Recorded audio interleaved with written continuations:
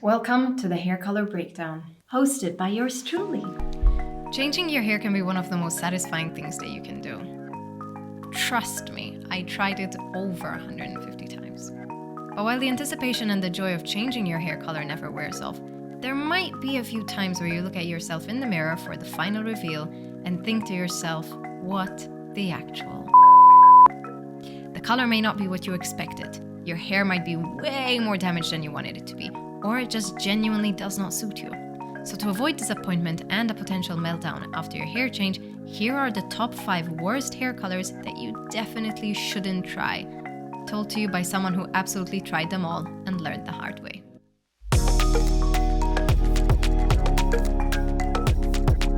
My name is Stella and I dye my hair approximately every 3 weeks, and I have done so for the past 8 years of my life.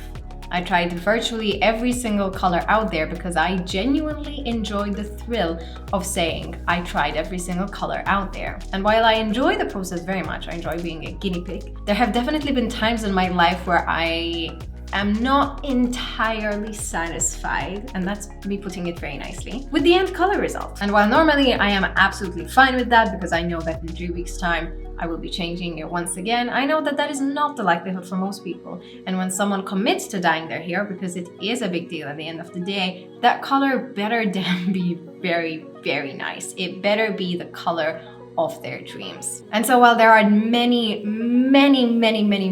gorgeous, beautiful, lush, vibrant colors for you to try, there are definitely some that fall into the top worst hair colors to try. So while I can't give you a breakdown of all the hair colors to avoid, here are the top 5 worst hair colors that you should avoid as much as you can.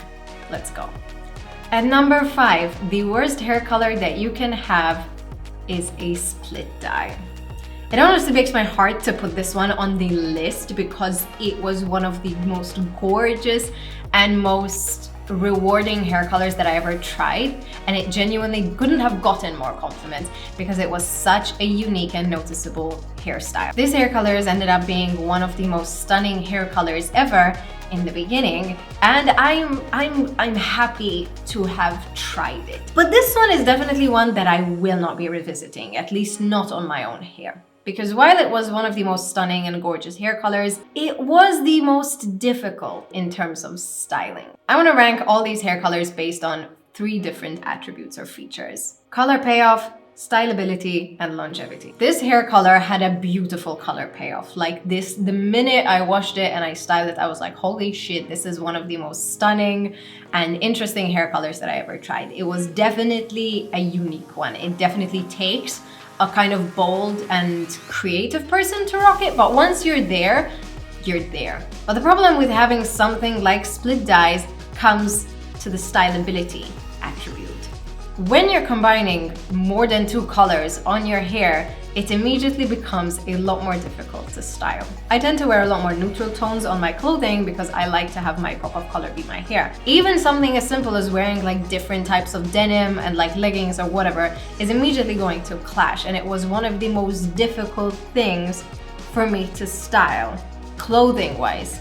That is not even to mention the haircut that I then decided to try with it. Had I left it long bob or had I had it on extensions, I guarantee it would have been a lot more fun or a lot more easy to style. But because I decided to edge it up a bit and go for kind of this layered short bob with the fringe, anytime I didn't actively style it, the hair looked extremely goofy. It was a challenge. It was definitely interesting. I remember I went to a meeting once and I remember thinking, I feel like I don't portray importance. On top of that, anytime, as I mentioned, that I didn't style this hair, particularly anytime that I wet it, I looked bizarre. Genuinely. In fact, throughout that point, it was very disappointing because I did it towards the end of summer where I was still eager to swim. But towards that point, I had stopped swimming because every time I would wet it, I looked like a very sore sight. The hairstyle looked amazing only in an editorial setting. It was great while I was styling it on video, on camera, but the reality is that the minute I took it outdoors, it lost a bit of the appeal. Finally, the longevity of it was also catastrophic.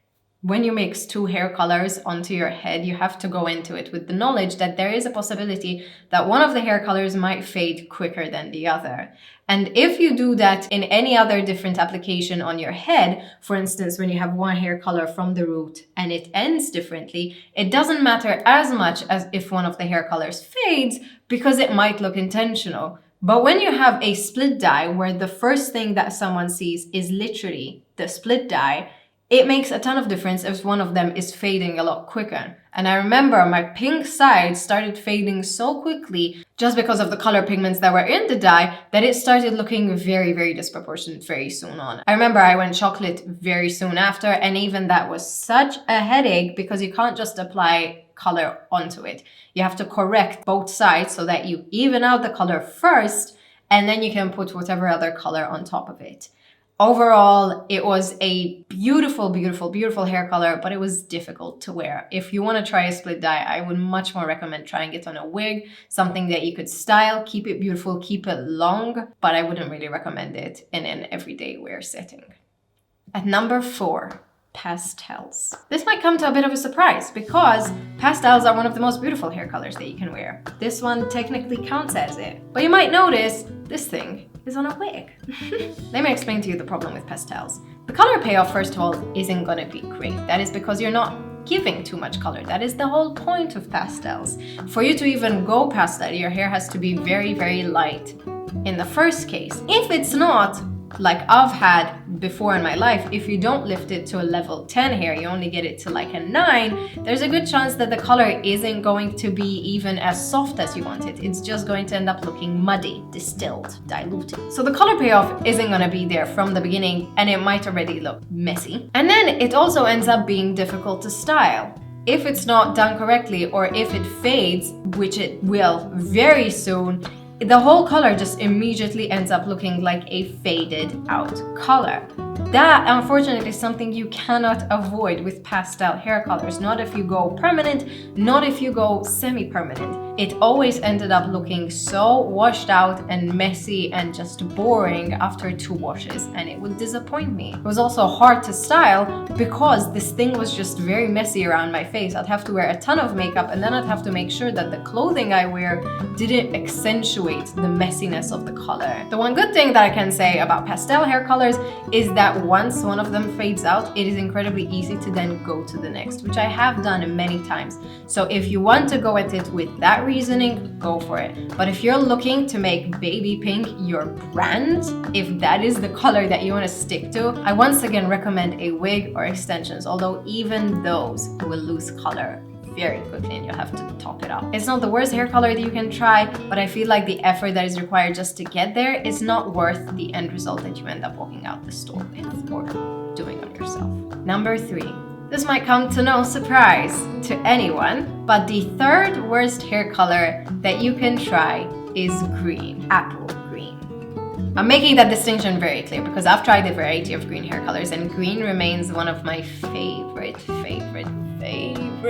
hair colors to try just because of the depth that some of them can have. Apple green, however, not so much. I tried apple green hair once in my life. Well, once on a wig as well, but I tried it once on my life. I tried copying Naomi John once, recreating her broccoli thing. Again, I should have figured it out. Hers was on long hair and it was also a wig. I tried it on a short pixie, very close to my face. I wasn't too satisfied. First of all, color payoff will probably be great. Apple green is quite a bright, distinct shade of green, and so most likely you'll be able to get there. Problem is, the minute there is a bit of warmth in your hair, which mine had, I believe, a tiny amount around the edges of my hair, it is going to pick up a different shade of green. And when you have it on short hair like I did, that is going to be very noticeable. Second factor, styleability.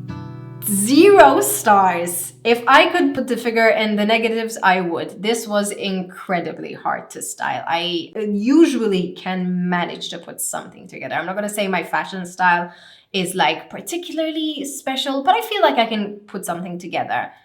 Apple green hair, however, it tested me a bit further than I would have liked to. In fact, a lot of the times for the maybe 2-week duration that I had apple green hair, I wore hats constantly. I just covered it, either hats or wigs. I remember I barely went out with it. I didn't have the balls or the gall to go to somewhere like a bank with it. So every time that I went out, I was wearing a hat. I was fine with it, but if you're trying it, don't. Funnily enough, the longevity of it was prominent. Green hair tends to like sticking to hair, but in this case, because I was so eager to just get over with it, I went over it with a really, really dark combination of colors that ended up just literally just covering it. But I reckon if I wanted to go to any other different hair color, I probably would have had to use something like a bleach or color remover, because this thing actually stayed in the hair. This thing was like pigment prominent. It can be a color that is a bit hard to wear. Number 2, the second worst hair color that you could try should now come as no surprise to anyone, because I just posted an entire video dedicated to how much you should not get this hair color.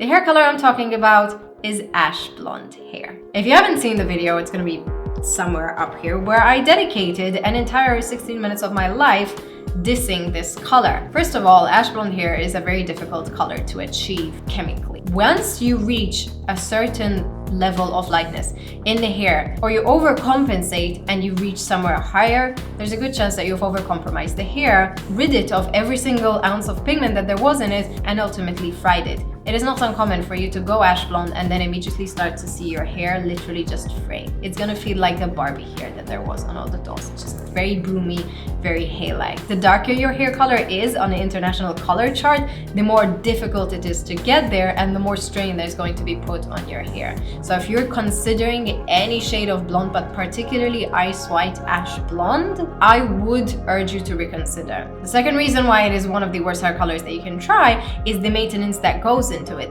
This color is not going to want to stay on your hair. It is genuinely not something that is going to stick because it is so light. We're adding very little pigment back into it, which means it's going to come back out very quickly. And also, once you lift the hair to such light levels, your hair is going to become very porous and lose pigment very quickly. So no matter if you go icy, if you go more platinum, if you go a bit silvery, it's going to need a lot of maintenance. And the most important aspect of this reasoning is styleability. One of the main points of my video of why not to get ash blonde hair is the fact that ash blonde hair virtually drains you of any color. There's this concept of color bounce, of a bounce board, where light bounces off of whatever is next to you and reflects back on your face. If I were to have no makeup on me right now, my skin right now would appear a hint of blue. If this was a brighter or warmer color, my skin would appear a bit rosier. But when you go ice white or ash white and you have virtually no pigment or color around you, your skin is very likely going to appear pale, ashy, and tired. If you want to try ice white, I would recommend starting on a wig, get a synthetic one, get it out of your system, because it is considerably more difficult to wear than you think it is. It also leaves no room for error, so if you try it yourself or if you go to a stylist and they mess up even the tiniest bit, there's a good chance that it'll show up. Number 1, the worst hair color to try and that you should ideally avoid as much as you can: black hair color. This one pains me to say. This one pains me to say, especially because you think I'm going to be a hypocrite, because I repeatedly dye my hair black every single year. Let's point out the benefits of black hair. Black hair or black hair dye is one of the boldest moves you can do. I've made videos about that, right? I've made it why you should dye your hair black, because it is a bold color. Unlike its predecessor, black hair will reveal nothing. It'll show nothing. You can screw up your hair, and if you dye it black, nothing will show. In fact, that is why so many people do their own hair, end up not liking it, and immediately dye their hair with black box dye, which is not ideal. A lighter shade of brown will do. Do it to level 4, even a level 5 will color your mistakes still, and you'll most likely be able to change it very quickly after that. Black is a commitment color. Once you go black, you don't go back. That was a shitty rhyme. It's through though. Black, because it is literally level 1 on the color chart. It is the darkest pigment that you can apply on your hair. It is the most difficult that you can remove from the hair. I tried it so many times, I end up regretting it every single time. I end up having to do such a complex removal, bleaching, and correction process every single time that each time I'm like, why the hell do I do it? The reason hairstylists will tell you, let's not go black. Let's go like a level 4. Let's go like a deep chestnut. Okay, let's keep it a bit natural. If you have naturally black hair, fine, perfect. You've done it, it's virgin hair. But black dye is so hard to remove. And this isn't just box dyes. The hairstylists will try to tell you, oh no, don't dye your hair with box dye. Come to us and it will be much easier to remove. Professional dyes are just as hard to remove. They genuinely are so difficult to remove that every time I've tried it, I remember the last time that I dyed my hair fully black with Schwarzkopf, with the actual Schwarzkopf color, I bleached my hair 4 times to get it then white.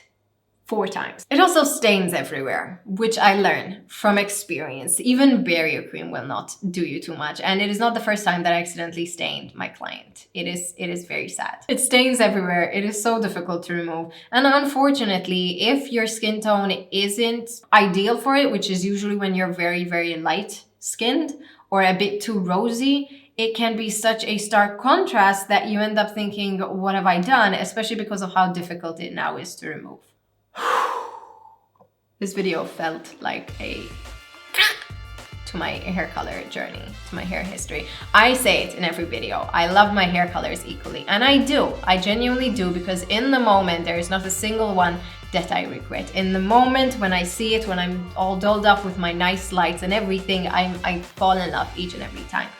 But it is no secret that certain colors just don't perform that well when you put them through all of these factors, when you consider longevity, when you consider styleability, when you consider color payoff. Some of them might fail some of them might fail every single one of those attributes. Lucky for you though, there are still many colors that you can try that I guarantee will look amazing and will take off all the right boxes. You just have to and learn from me. Take my advice. Try the colors that I recommend. There you go. Avoid these and you should be fine. If you enjoyed this video, subscribe to this channel. Join the Stellar fam. Let's learn a thing or two together. And if you enjoyed this series, let me know what other types of hair scenarios you'd like to see. Maybe the best hair colors to try? Let me know. I'm also so excited to say that I'm launching something super amazing later on this year. Actually, very soon. I'm gonna shut my mouth for now because I'm not quite yet there to reveal what I'm doing. But if you're a hair lover, if you are someone who is insanely obsessed with changing their hair as much as I am, stay tuned. I put my heart and soul into launching something with so much merit, with so much thought and design and effort behind it. I can't wait. I cannot wait, but I can't say anymore. I hope you enjoyed this video. I hope you'll give it a go, and I will see you in my next video.